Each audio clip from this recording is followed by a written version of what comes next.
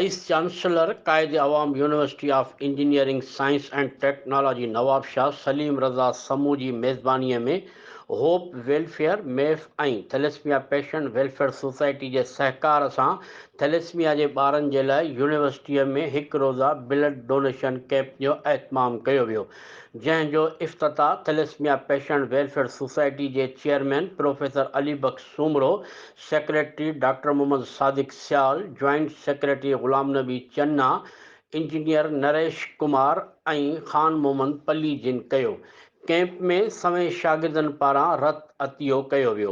इन मौक़े ते कैंप जे ऑर्गेनाइज़र पीर रफ़ीक अहमद ॻाल्हाईंदे चयो त असांजी कोशिशि आहे त थैलेसमिया जे ॿारनि जे रत जो पूराओ हर वक़्तु हुअणु घुरिजे। उन सोच तहत ई अॼु कैंप लॻाई आहे, जंहिं में सवें शागिर्दनि रत अतियो करे थैलेसमिया जे ॿारनि जे जियापे जो सहारो बणिया आहिनि। उन खां अॻु मैनेजर मुजीबुर रहमान ख़ासकेली, होप जे अॻुवाणनि मोहसिन अबड़ो ऐं दानिश दुनियो कैंप ते ईंदड़ महिमाननि जो आदर भाव कयो। जॾहिं त शाहिद ख़ान कैंप जे इंतज़ामनि जी निगरानी कई, होॾां डॉक्टर मोहम्मद सादिक सियाल पंहिंजे वीचार में थोरो मञियो उन्हनि तंज़ीमुनि जो जिन ब्लड डोनेशन कैंप में सहकार कयो।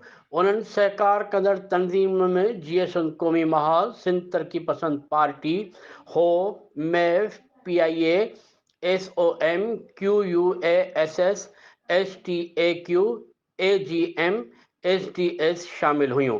इन मौक़े ते डॉक्टर उमर शहज़ाद राठौर ऐं ख़ान मोहम्मद पली पिणु मौजूदु हुआ।